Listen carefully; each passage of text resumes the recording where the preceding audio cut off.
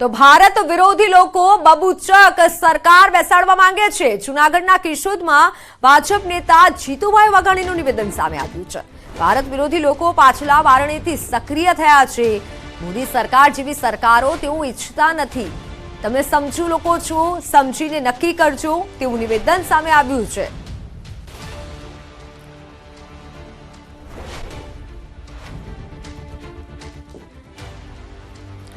લોકસભા ચૂંટણી પહેલા ભાજપમાં ભરતી મેળો યથાવત છે। દેવગઢ બારિયા વિધાનસભા બેઠક પર આપમાં ભડકો યથાવત છે। આપના 400 થી વધુ કાર્યકર્તાઓ ભાજપમાં જોડાયા છે।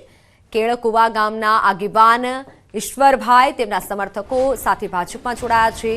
રાજ્યમંત્રી બચુભાઈ ખાબડ અને ભાજપ ઉમેદવાર જશવંતસિંહ ભાભોરની આગેવાનીમાં તેઓ ભાજપમાં ભળ્યા છે।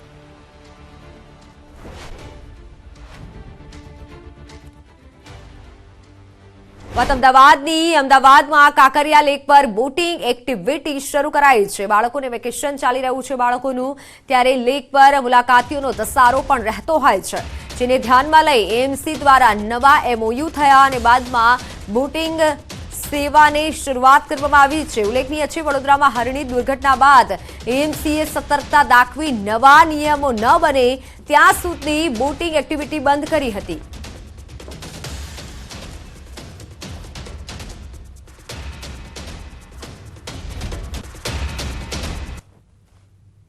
મહાનગરપાલિકા સંચાલિત કાંકરિયા તળાવમાં તમામ વોટર સ્પોર્ટ્સ એક્ટિવિટી ફરી એકવાર ચાલુ કરી દેવામાં આવી છે। આપ જોઈ રહ્યા છો કે તમામ વોટર સ્પોર્ટ્સ એક્ટિવિટી ચાલુ કરવાના આદેશ થયા બાદ ખાસ કરીને ટીમ દ્વારા ઇક્વિપમેન્ટ છે તમામ એ ચેક કરવામાં આવી રહ્યા છે, બોટિંગ છે તે ચેક કરવામાં આવી રહી છે। સૌથી મહત્વની વાત એ છે કે વેકેશનમાં મુલાકાતીઓની સંખ્યા ખાસ કરીને કાંકરિયા લેક ખાતે વધી જતી હોય છે, ત્યારે આ દરમિયાન બોટિંગ કરી શકે તમામ લોકો, વોટર સ્પોર્ટ્સ એક્ટિવિટીનો લાભ મળી શકે તે માટેની વ્યવસ્થા કરવામાં આવી છે। નવો કરાર રિન્યુ થઈ ચૂક્યો છે, તે અંતર્ગત 26મી એપ્રિલ એટલે કે આજથી હવે વોટર સ્પોર્ટ્સ એક્ટિવિટી છે તે ચાલુ થઈ ચૂકી છે। હવે જો કોઈ વ્યક્તિએ ખાસ કરીને કાંકરિયા લેક પર આવવું હોય અને ખાસ કરીને બોટિંગ કરવું હોય તો કેટલા રૂપિયા આપવા પડશે, તો અહીં આપ જોઈ લો, પેસેન્જર બોટના 60 રૂપિયા છે, જે પહેલા ભાવ હતો તે જ પ્રકારે ભાવ છે। સાથે જ જો ફ્લોટિંગ કેફે છે તેમાં જવું હોય તો 240 રૂપિયા એડલ્ટ છે તે ભાવ નક્કી કરવામાં આવ્યો છે। 3 વર્ષથી નાનું બાળક હોય, 3 થી 9 વર્ષનું બાળક હોય તો 220 રૂપિયા લેવામાં આવશે, એટલે 60 રૂપિયા પર પર્સન પેસેન્જર બોટના અહીં લેવામાં આવે છે। અને સાથે વોટર સ્પોર્ટ્સ એક્ટિવિટીમાં અલગ અલગ એક્ટિવિટી અંતર્ગત અલગ અલગ બોટિંગમાં અલગ અલગ પ્રાઇસ પણ અહીં રાખવામાં આવી છે, એટલે કે કુલ મળીને કહીએ તો હવે વોટર સ્પોર્ટ્સ એક્ટિવિટી કરી શકાશે। તમામ લોકો વેકેશનની મજા સારી રીતે માણી શકશે। કેમેરા પર્સન હિરેન શાહ સાથે દીપિકા કુમાર, ન્યૂઝ 18 ગુજરાતી, અમદાવાદ। તો વડોદરાના સાવલી તાલુકાના આઈસર અને ટ્રક વચ્ચે સાવલીમાં ગંભીર અકસ્માત થયો છે। અકસ્માતમાં એકનું મોત નીપજ્યું છે, જ્યારે 29 જેટલા લોકો ઘાયલ થયા છે, જેમાંથી 3 લોકોની હાલત અત્યારે ગંભીર છે। ચાયડા ગામ પાસે ભાદરવા સાંકરવા રોડ પર પાસેથી આવી રહેલો ટ્રક આઈસર સાથે ધડાકાભેર ટકરાયો હતો। અકસ્માત સમયે આઈસરમાં 40 થી વધુ લોકો સવાર હતા। તમામ ઇજાગ્રસ્તો આણંદના અડાસથી બાળકની બાબરી પ્રસંગે અને માનતા પૂરી કરવા નટવરનગર જઈ રહ્યા હતા, જે તમામને નાની મોટા ઈજાઓ પહોંચી છે। સ્થાનિકો અને રાહદારીઓ મદદે દોડી આવ્યા હતા અને ઘાયલોને બહાર કાઢ્યા। 108ની મદદથી તમામ લોકોને સારવાર માટે ખસેડાયા છે। હાલ તો 29 લોકોને સયાજી હોસ્પિટલમાં સારવાર અપાઈ રહી છે। જોકે અકસ્માતના પગલે રસ્તા પર લોકોના ટોળા જમા થઈ ગયા હતા। ભારે ટ્રાફિક જામ થતા પોલીસે સ્થળ પર પહોંચી કાર્યવાહી કરી છે। અકસ્માતગ્રસ્ત બંને ટ્રકને જેસીબીની મદદથી ખસેડી રસ્તો ખુલ્લો કરવામાં આવ્યો। અકસ્માતની જાણ થતાં ભાજપ કોર્પોરેટર અને કાર્યકરો હોસ્પિટલ દોડી આવ્યા અને ઇજાગ્રસ્તો માટે પાણી, ORS જ્યુસની વ્યવસ્થા કરી હતી। ઓનલાઈન પર સંવાદદાતા હાર્દિક દીક્ષિત જોડાઈ ચૂક્યા છે। હાર્દિક, ઘાયલોની હાલત કેવી છે અત્યારે, કઈ રીતે અકસ્માત થયો?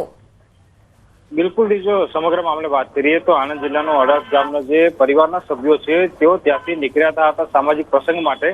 પરિવારોમાં ખુશીનો માહોલ હતો, પરંતુ આજે સાવલી તાલુકાનો ભાદરવા અને સાકરદા રોડ છે ત્યાં અચાનક જ જે ગમખ્વાર અકસ્માત છે તે સર્જાયો હતો અને અકસ્માતના જે CCTV ફૂટેજ છે તે પણ સામે આવ્યા છે। આ જે ઘટના એક્ઝેક્ટ બની છે તે ચાયડા ગામ પાસે આ ટ્રક અને આઈસર વચ્ચે અકસ્માત થયો હતો, જેની અંદર ખૂબ જ મોટી માત્રામાં લોકો જે છે ઇજાગ્રસ્ત થયા હતા। ઘટના સ્થળે એક વ્યક્તિનું જે છે તે કમકમાટી ભર્યું મોત નીપજ્યું હતું. આ અકસ્માત જે છે એટલો ગંભીર પ્રકારનો હતો કે ફાયર બ્રિગેડ દ્વારા રેસ્ક્યુની કામગીરી કરવામાં આવી. તે સાથે સાથે વાત કરીએ તો જે ઈજાગ્રસ્તો છે તેમને બહાર કાઢવા માટે જે ક્રેન છે તેની પણ મદદ લેવામાં આવી હતી. હાલ લગભગ 29 જેટલા લોકો જે છે તેમને સયાજી હોસ્પિટલ ખાતે સારવાર માટે લાવવામાં આવ્યા હતા. તેમાંથી લગભગ 3 જેટલા જે ઈજાગ્રસ્ત છે તેમની હાલત જે છે અત્યારે ગંભીર છે.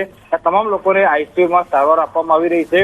આજે અકસ્માતની માહિતી જ્યારે મળી ત્યારે જે ભાજપ અને કોંગ્રેસ બંને જે ઉમેદવારો છે તેઓ સાવલી તાલુકામાં જ પોતાનો પ્રચાર કરી રહ્યા હતા. એટલે અકસ્માતની જાણ થતાની સાથે આજે બંને પક્ષના ઉમેદવારો છે તેઓ તાત્કાલિક ધોરણે જે સયાજી હોસ્પિટલ છે ત્યાં પહોંચી ગયા હતા અને જે ઈજાગ્રસ્તો છે અને પરિવારો છે તેમને બનતી મદદ જે છે તેમના દ્વારા કરવામાં આવી હતી. અને અત્યારે સયાજી હોસ્પિટલમાં જે ઈજાગ્રસ્તો છે તેમની સારવાર ચાલી રહી છે અને જે સ્થાનિક પોલીસ છે તેમના દ્વારા સમગ્ર મામલે અકસ્માત કઈ રીતે સર્જાયો, કોની ભૂલ હતી તે દિશામાં વધુ તપાસ હાથ ધરવામાં આવી છે. બિલકુલ હાર્દિક આભાર માહિતી બદલ. તો હાલ સમાચારોમાં સમય થયો છે વિરામનો. નજર કરીએ ટોપ 3 હેડલાઇન્સ પર. સુપ્રીમ કોર્ટનો મહત્વનો ચુકાદો. બેલેટ પેપરથી મતદાન નહીં થાય, ઈવીએમથી મતદાન થશે. વીવીપેટ મુદ્દે તમામ અરજીઓ સુપ્રીમ કોર્ટે ફગાવી. સુપ્રીમ કોર્ટનો પરિણીતાઓને લઈને મહત્વનો ચુકાદો. મહિલાઓનું ધન, તેની પૂર્ણ સંપત્તિ, તેની પર તેનો પૂર્ણ અધિકાર. પતિ સાથે તે સંયુક્ત સંપત્તિ ના બની શકે. સુરતના સલાબતપુરામાં વચ્ચે નાસભાગ. ઘાતક હથિયારો સાથે 10 થી 12 લોકોએ કર્યો જીવલેણ હુમલો. મારામારીના દ્રશ્યો સીસીટીવીમાં કેદ.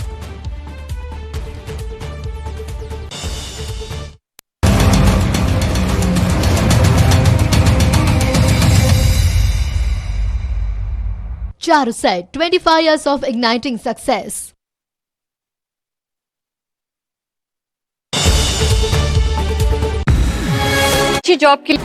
કચ્છ ટ્રક ઓનર્સ એસોસિએશનની બેઠકમાં ઘર્ષણના દ્રશ્યો સર્જાયા. 10,000 ટ્રક માલિકો હિતો માટે બેઠક મળી હતી, પરંતુ આ બેઠક હંગામેદાર બની ગઈ. સંગઠનની આજની બેઠકમાં બે પક્ષો વચ્ચે જોરદાર ઘર્ષણ થયું. આ બેઠક એસોસિએશનના હોદ્દેદારો બદલવા મુદ્દે હતી, પરંતુ બેઠક દરમિયાન ઘર્ષણ સર્જાયું. વર્તમાન પ્રમુખ અને પશ્ચિમ કચ્છના પ્રમુખની દાવેદારી બાદ બંને જૂથો બાખડી પડ્યા. પશ્ચિમ કચ્છ ટ્રક માલિક સંગઠનના પ્રમુખ અર્જુનસિંહના સમર્થકો ઘર્ષણમાં ઉતર્યા.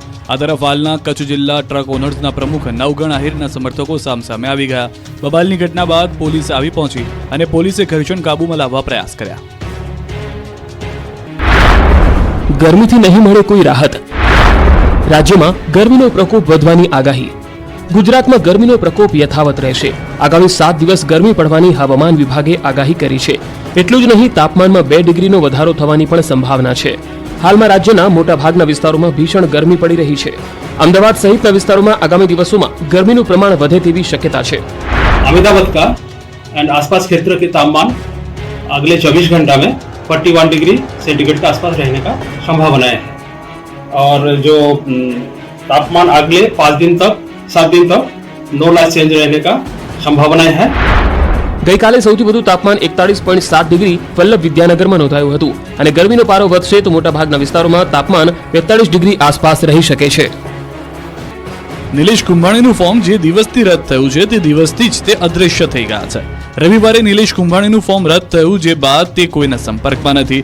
તેમના ઘરે પણ તાળા મારી દેવામાં આવ્યા હતા. ત્યારે નિલેશ કુંભાણીના પત્ની 4 દિવસ બાદ તેઓ સુરત ખાતેના તેમના ઘરે આવ્યા. નિલેશ કુંભાણીના પત્નીએ જણાવ્યું કે જ્યારે નિલેશ કુંભાણીને કોંગ્રેસના કાર્યકર્તાઓની જરૂર છે ત્યારે તેઓ સાથે નથી. તેઓએ આક્ષેપ મૂક્યો કે પક્ષના કાર્યકર્તાઓ હોય તે પણ ગેરમાર્ગે દોરવાનું કામ કરે છે. નિલેશનું નામ ખરાબ કરવા જઈ રહ્યા છે.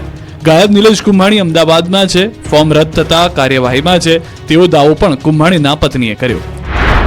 બધાનું સાહસ કરીને હું અહીંયા મીડિયા અમે બોલી અને ઉપર જતા દોષનો પોટલો અમારી ઉપર જો એ લોકો તો એમના રાજકીય શકતા હોય પણ જેનું ઘરનું માણસ નથી, જેના એના પોતાના ઠેકેદારો સગા, એ બધાને અમારે જવાબ દેવો છે. અમારી ઉપર ફોન આવે છે ક્યાં છે અમારા ઘરના માણસો, એમ એનો બધું જાણકારી લેવા માટે પણ એ માણસ કંઈક તો કાર્યવાહી કરતો હોય ને. કાર્યકરોની હેરાનગતિ થતા કુંભાણીના પત્નીએ પોલીસ બોલાવી હતી. હાલમાં કુંભાણીના ઘર બહાર પોલીસ તૈનાત છે. આ દરમિયાન ભાવુક થયેલા નિલેશ કુંભાણીના પત્નીએ કહ્યું કે સાહસ કરીને મીડિયા સામે બોલતા રોષનો ટોપલો તેમની પર ઢોળાયો છે. કેટલાક લોકો રાજકીય રોટલા શેકે છે. સુરત કોંગ્રેસના ઉમેદવાર નિલેશ કુંભાણીનું ફોર્મ રદ થયું. Charuset, 25 years of igniting success.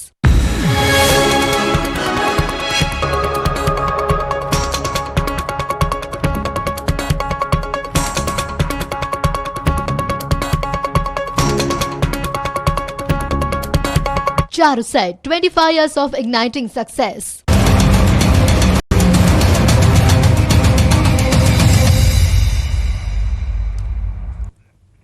Welcome back. નજર કરીએ અને સમાચારો પર. તો મોરબીનો બચ્છુ 3 ડેમ ખાલી કરાશે.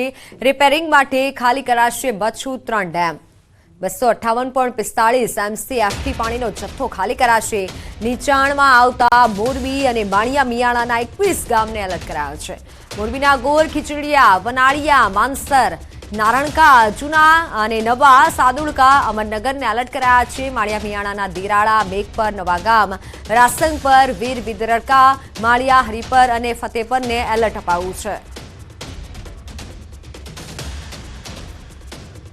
વલસાડ લોકસભાના કોંગ્રેસ ઉમેદવાર અનંત પટેલ ડીજેના તાલે ઝૂમ્યા છે. વાસદા તાલુકાના જરી ગામમાં લગ્ન પ્રસંગમાં હાજરી આપવા તેઓ પહોંચ્યા હતા, જ્યાં લગ્ન પ્રસંગમાં ડીજેના તાલ અને એક જ ચાલે અનંત પટેલ ચાલેના નાદ સાથે ગીત ગાઈ અને જાનૈયાઓ ઝૂમી ઉઠ્યા હતા.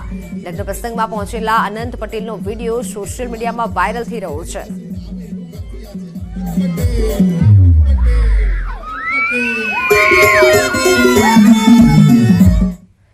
તો મોરબી ઝૂલતો પુલ તૂટવાનો મામલો હાઈકોર્ટે ફટકાર બાદ જયસુખ પટેલે દાખલ કર્યું છે સોગંદનામું.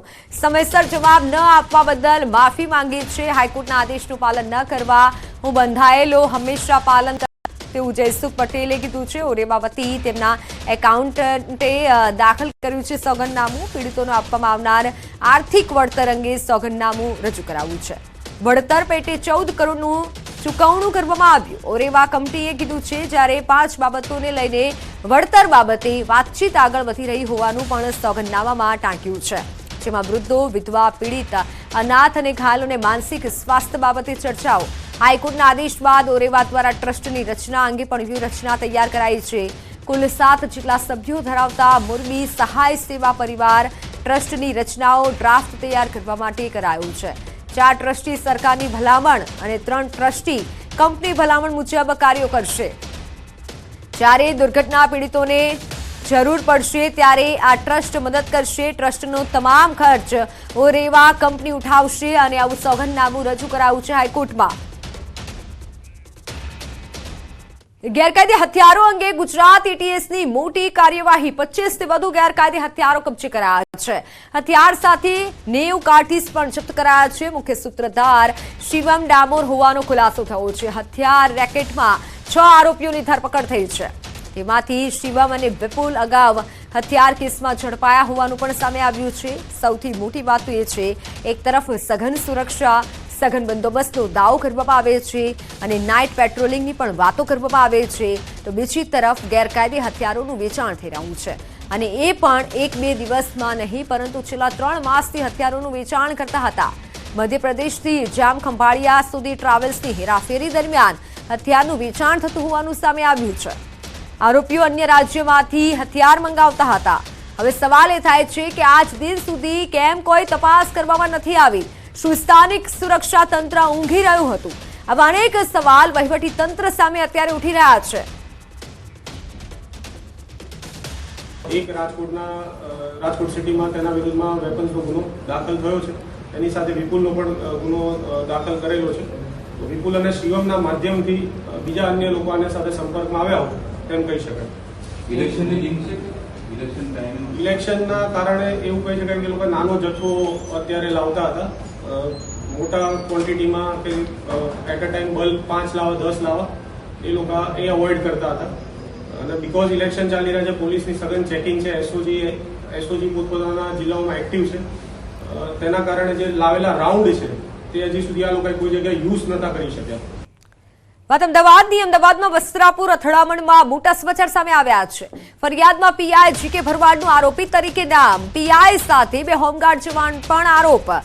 પીઆઈ સહિત 7 લોકો સામે ફરિયાદમાં નામ લખાયા છે. 2 જૂથ વચ્ચે અથડામણમાં મહિલાનું મોત થયું હતું. ગઈકાલે રાત્રે 2 જૂથ વચ્ચે અથડામણ થઈ હતી.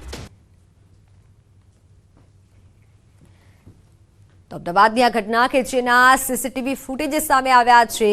રાત્રે બે જૂથ વચ્ચે અથડામણ થઈ હતી અને જેના ફૂટેજ સામે આવ્યા છે. વસ્ત્રાપુર અથડામણમાં હાલ આ મોટા સમાચાર, જેમાં પીઆઈનું નામ પણ સામે આવ્યું છે. ફરિયાદમાં પીઆઈ ભરવાડનું આરોપી તરીકે નામ નોંધાયું છે. સાથે બે હોમગાર્ડ જવાન પણ આરોપી તરીકે તેઓની ફરિયાદ નોંધાઈ છે અને નામ તેઓનું નોંધાયું છે. પીઆઈ સહિત 7 લોકો સામે ફરિયાદમાં નામ દાખલ થયા છે. જે ઘટના બની તેના સીસીટીવી ફૂટેજ સામે આવ્યા છે.